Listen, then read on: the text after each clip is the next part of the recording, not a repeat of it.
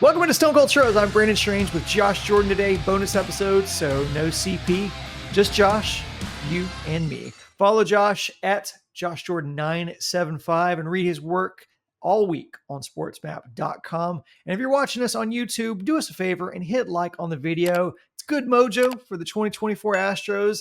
And if you're part of viewership that watches and are not yet subscribed, you can fix it right now by hitting subscribe. It's that little button right there. Just hit subscribe. As the wolf would say, pretty please with the cherry on top. That's all you had to say. One of the stories, Josh, that flew under the radar this week, I think, is Chandler Rome reporting that Astros pitcher Jose Urquidy said that he discovered this offseason that he was tipping pitches by how he moved and squeezed his glove during delivery. Chandler went on to clarify that Jose and the coaches knew he was tipping his pitches during the season and tried to remedy it, but it seems that perhaps they didn't know the exact tale until the offseason. At least that's how I interpreted it. Maybe you have a different interpretation of it, but Urquidy had a rough season. 5.29 ERA, his highest of his career, bouts of shoulder inflammation. But Josh, I think we both agree that this development, this revelation is huge for an Astros season that will be predicated on several guys, not just Urquidy, but several guys looking for bounce back years. 100%, because Urquidy was such a departure from what we're used to with him. You know, he's a guy that, you know, not in 5 ERA, you know what I mean? 3s, 4s, sure. That makes sense for a back of the rotation starter, no big deal. But for him to be in the 5s, that was alarming to me. So I kind of went back and looked at what the year looked like, and he had 6 starts before he got hurt. So he missed even more time than I remembered. So he had those 6 starts to start the year, and, you know, like 3 of them were pretty good. A couple of them were rough, which you expect kind of starting the season. You know, it takes a while to get stretched out. But then he missed May, June, and July. He didn't return until August. So that was a big chunk of time. And we know he dealt with that shoulder discomfort. But what really jumped off the page to me when I looked at maybe he's tipping pitches, what wasn't working for him last year, what was. And then I looked at his velocity.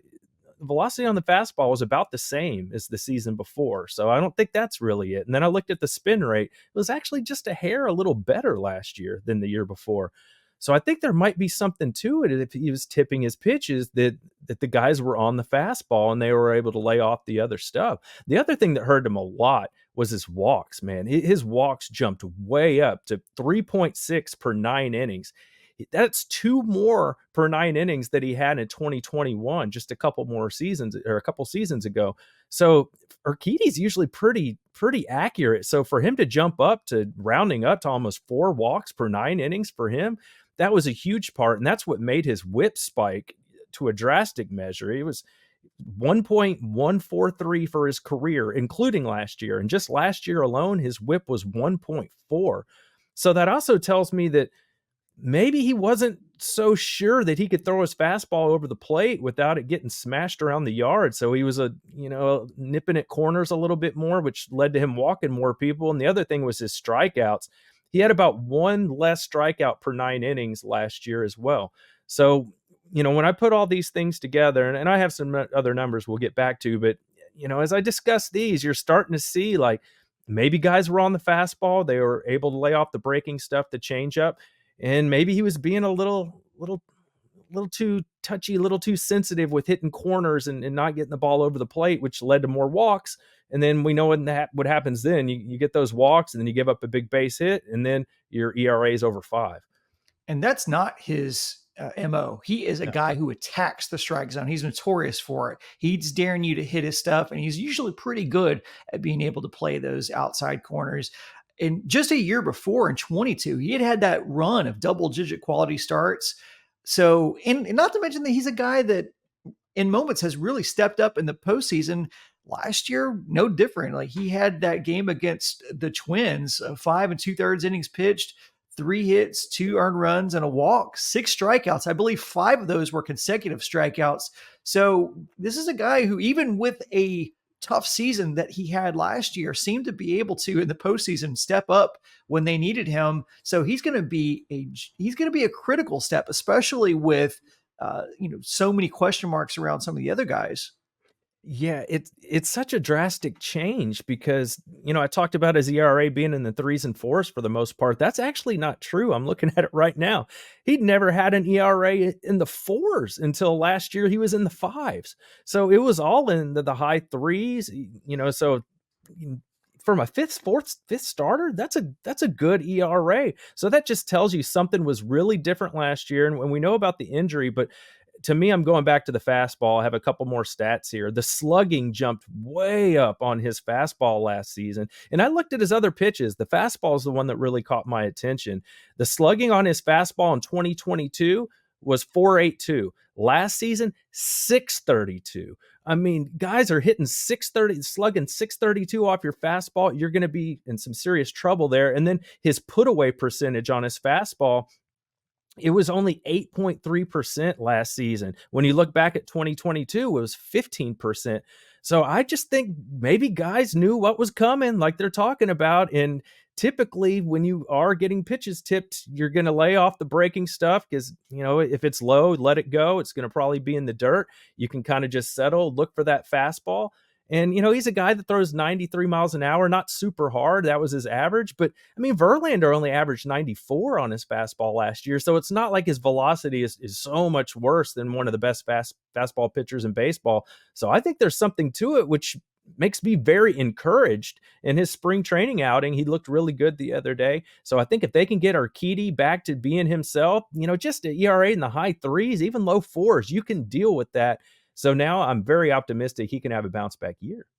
And yeah, absolutely. Me too. I think that's why we want to talk about this, because this is such a big deal. And you're not asking him to be a 2 or 3 in your rotation, but he's going to be a little bit further to the top because as we talked about before, JV running a week or two late starting the season. JB France, we still don't have an ETA yet for him.